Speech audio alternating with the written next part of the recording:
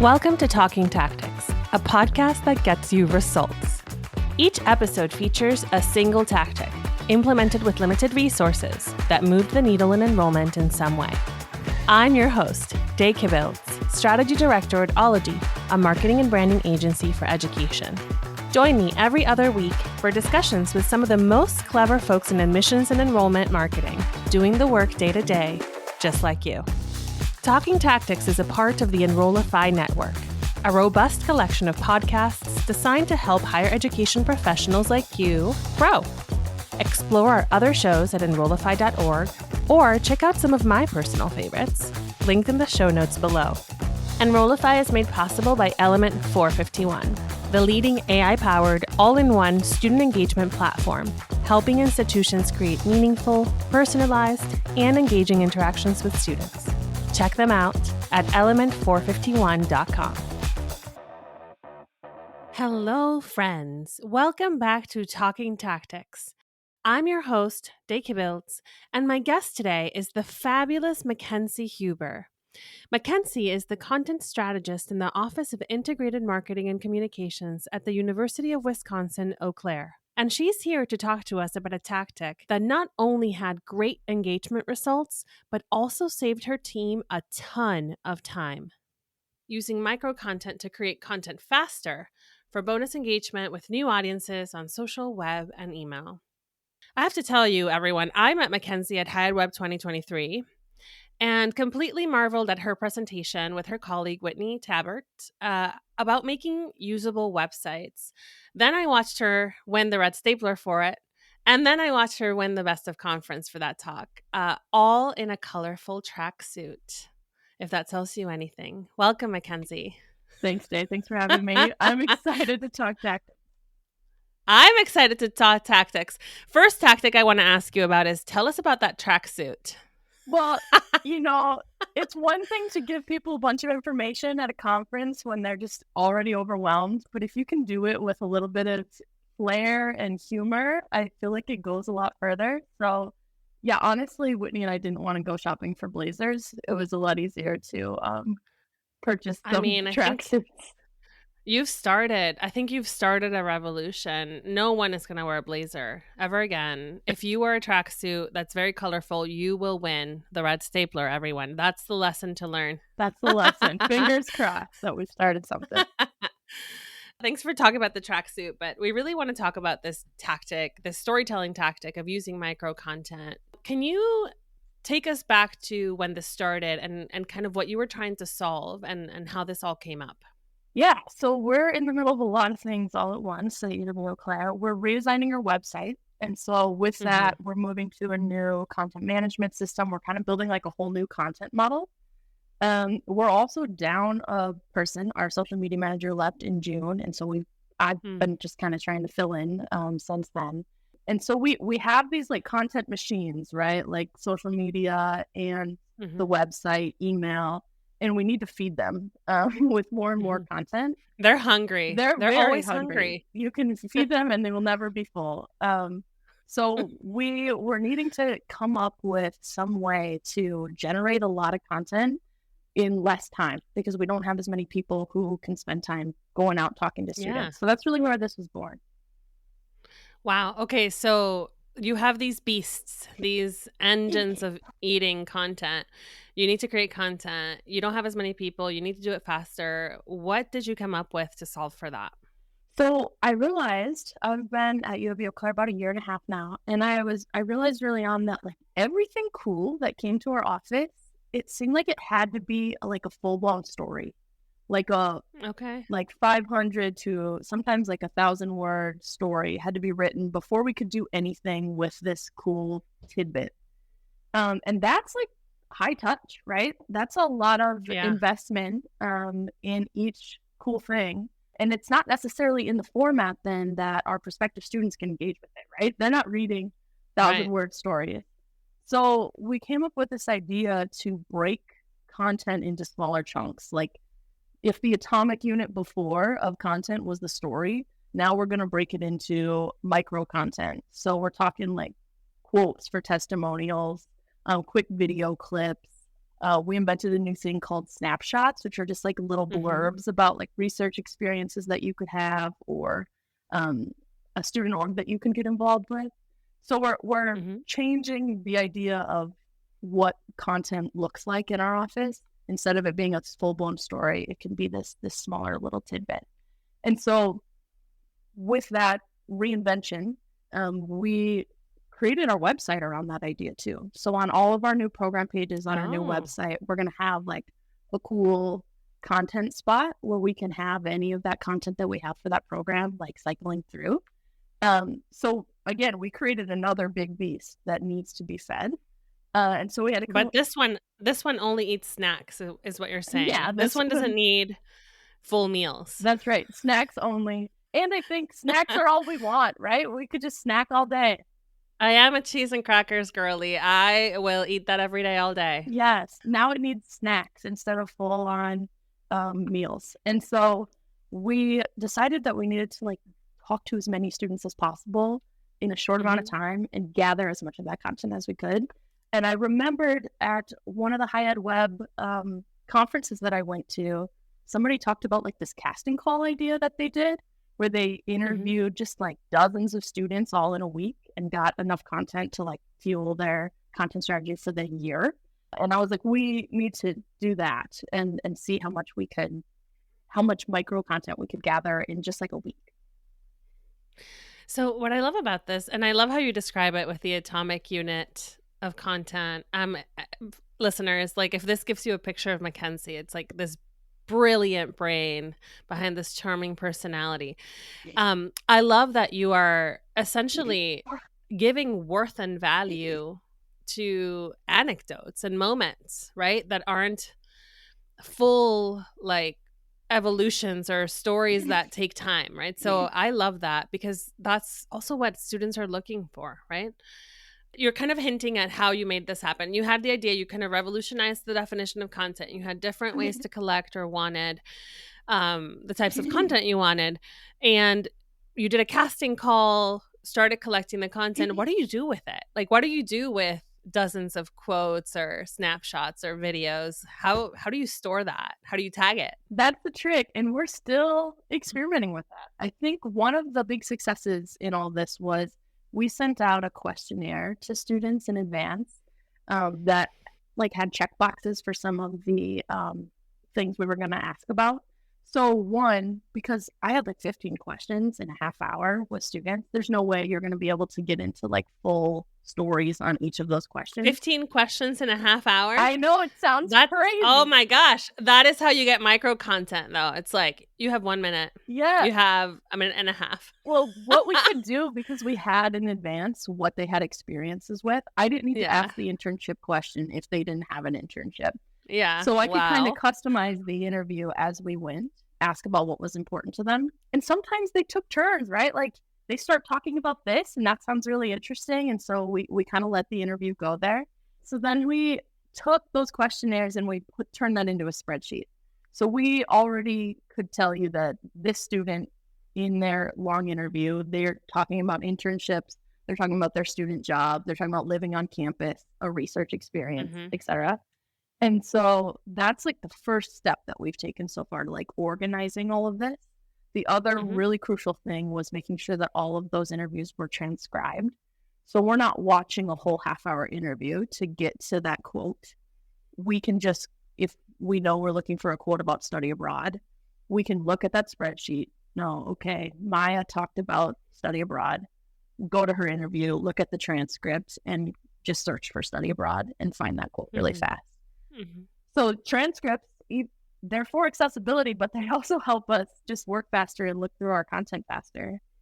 So far, that's what we've been doing.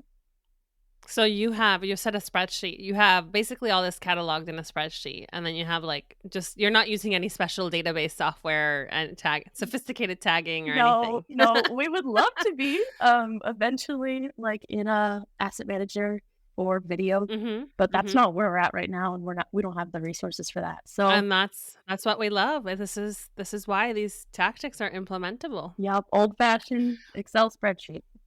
Old school.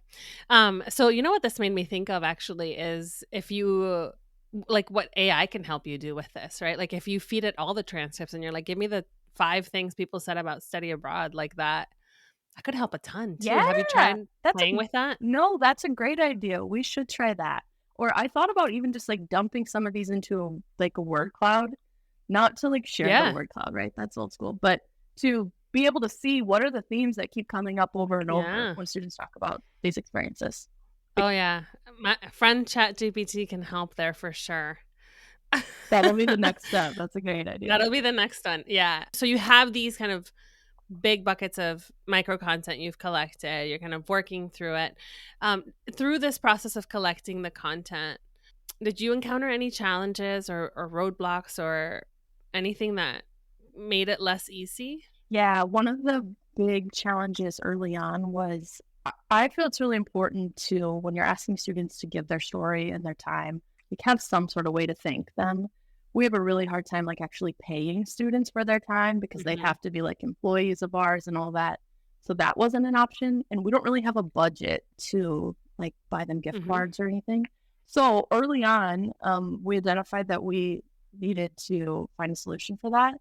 And I ended up partnering with our foundation because Oh. one, they had a need for this kind of content too. And two, they have a little bit more flexible money. So they were able to come through with like they did handwritten thank you cards and like swag for each student as a Wow. thank you for their time, which made me feel a lot better about asking students to, share their experiences for marketing purposes.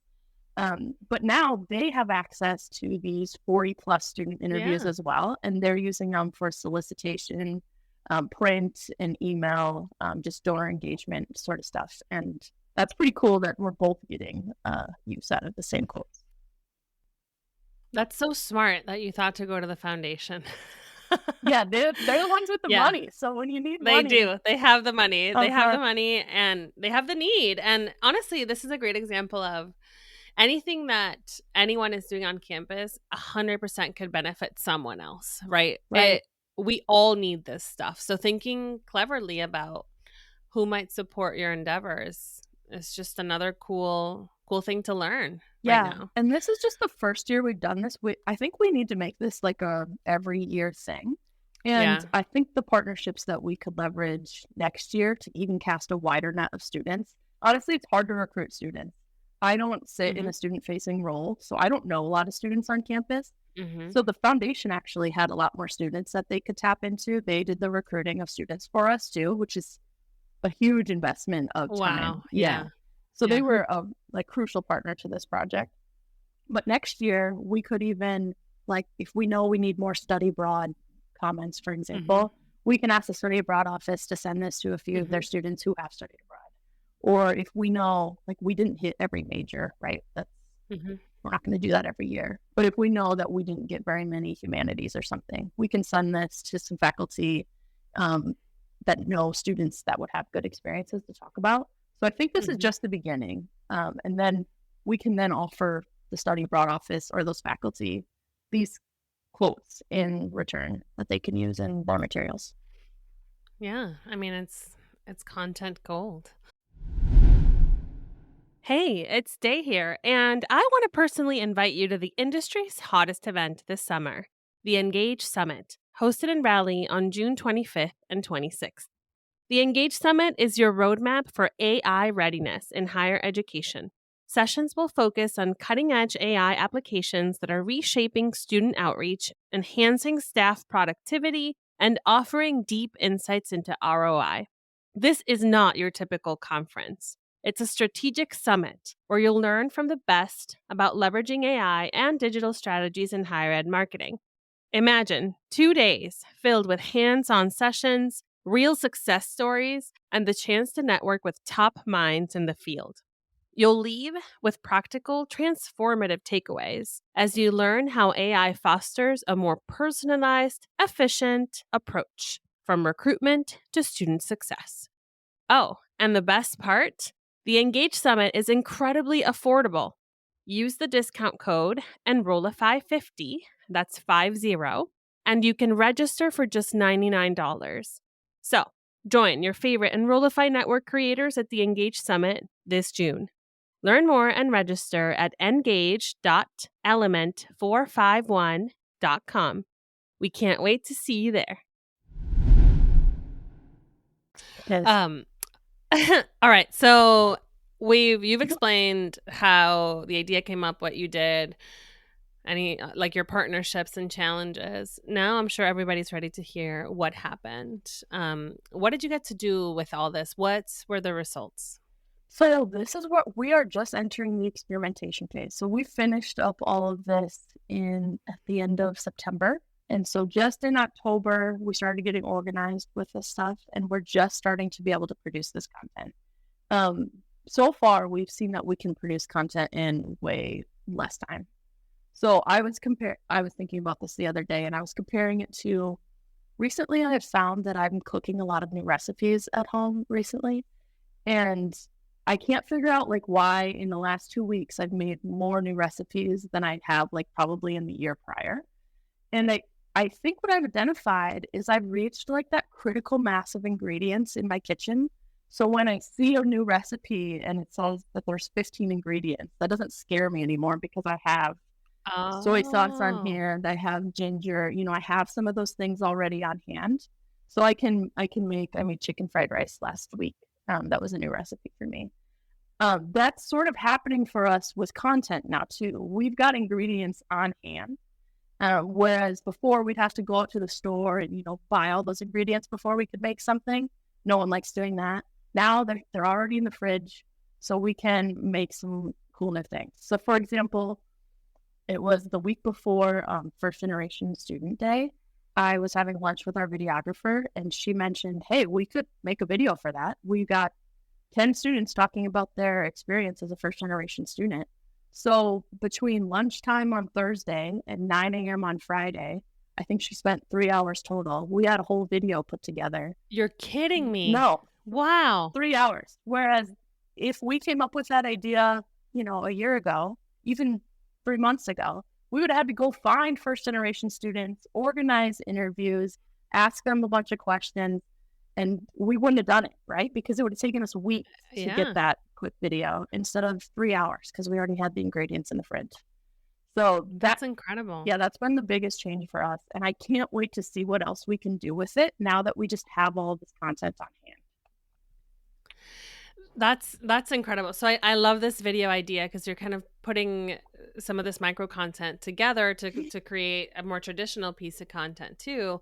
Have you tried using just the snippets or the quotes or things like that in other pieces too? Yeah, good question. So another example, the next week, it was International Education Week.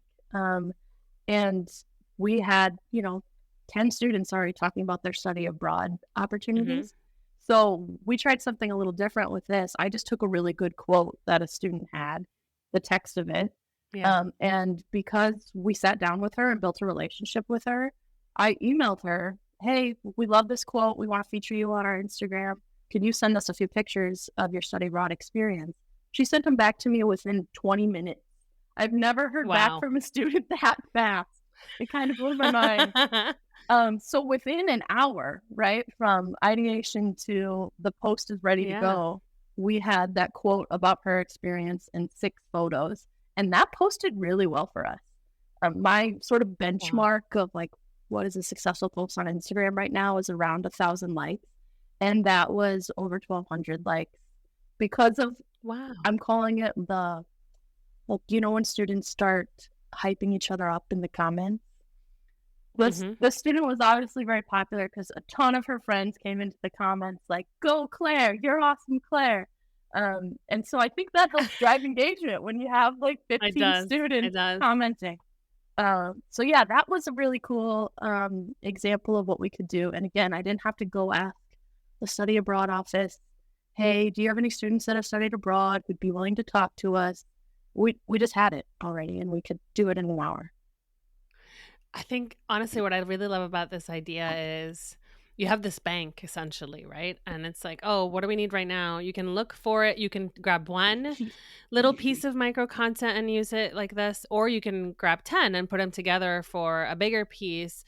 And you can use it anywhere. Like you shared an example of social and video, but you can drop that in a view book print piece. You can put that in an email. It's just so flexible. Totally. And we're already starting to do that. That's been another thing that has come out of this, where I tapped into some other people in our office to help make all these interviews happen, because sitting in a room doing 8 hours of interviews for 5 days was too much for just like two of us to handle.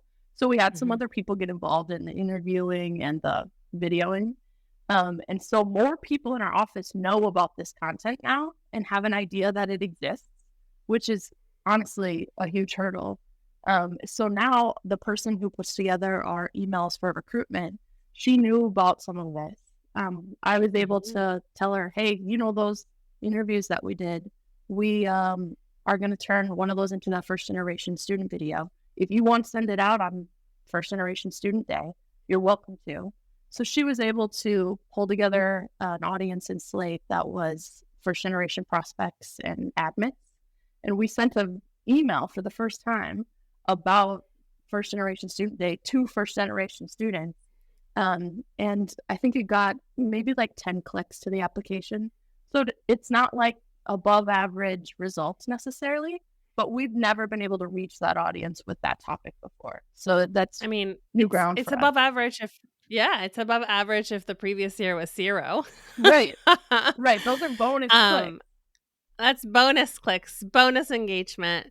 Honestly, I think the biggest result I'm hearing from you right now is this, what it's sounding like, a lot of collaboration, but like in not kind of forced collaboration. Like everyone's excited about this content, right? And everyone is seeing how they can use it. And like, what more could you possibly want, right? As like the Central Marcom office is for people to know that there's something valuable. Exactly. There. And that's, I think, one of the biggest things I can still work on is I can talk more to the people in our office. We've got 20 people in our office.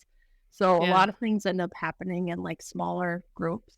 But I can keep telling people about this. And already I've seen now one of our writers understands that we're doing this. He's gathering extra quotes from people when he interviews them for a story.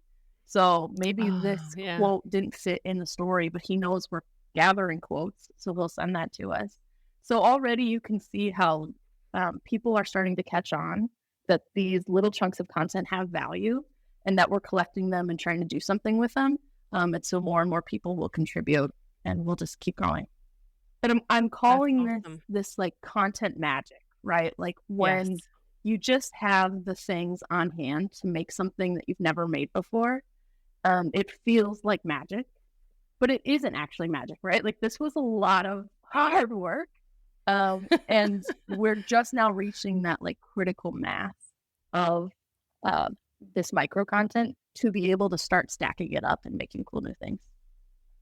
Do you have any advice for anyone who might want to try this for themselves? Yeah, that's a great question. I think what I've been reflecting on just recently as this is starting to come together is that journey to critical mass, when you're just gathering all of these little bits of content, but you don't quite see how it's all going to work together yet, that is a slog. And it's, I think, really easy to give up during that slog because you're like, okay, we have spent, hours and time. We got all these people involved in gathering these things, but what is it making?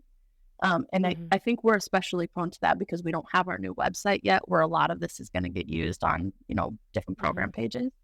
So like there were some points along this path where I was like, "Oh, is this going to work?" But I'm just now seeing what's possible when we have enough content from enough different students. And so I guess my advice would be like, stick with it. If you try something like this, it's going to feel like, a slog to that critical mass. But when you get there, what you can make and how fast you can make it is just like exponential growth. Magic. It is. It's magic. Or science or magic. I don't know which, but yeah. I don't know. We went from atoms to magic to it's everything, actually. It's true. I don't have a strong metaphor here, but yeah. It's all of it. All of the above.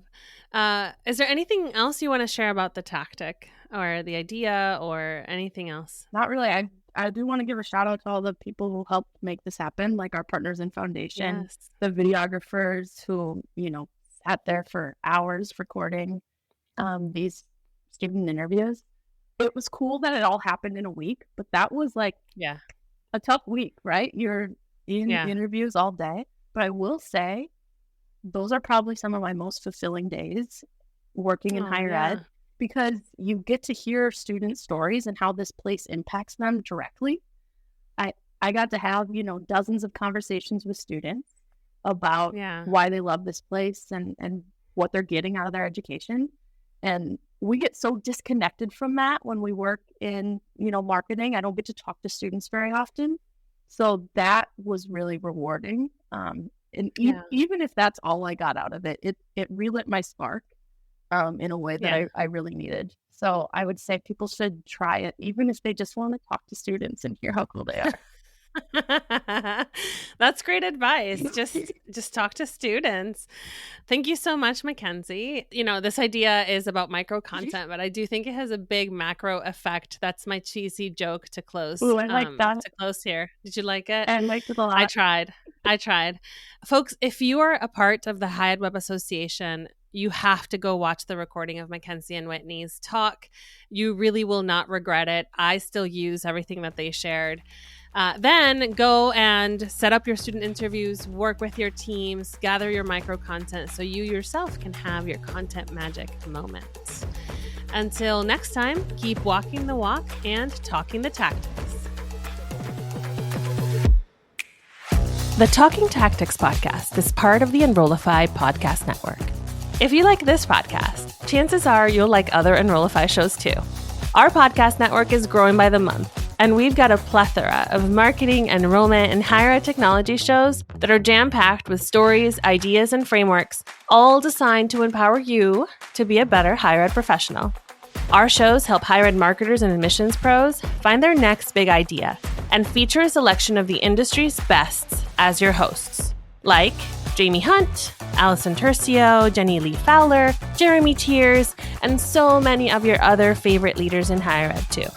Enrollify is made possible by Element 451, the leading AI-powered, all-in-one student engagement platform, helping institutions create meaningful, personalized, and engaging interactions with students.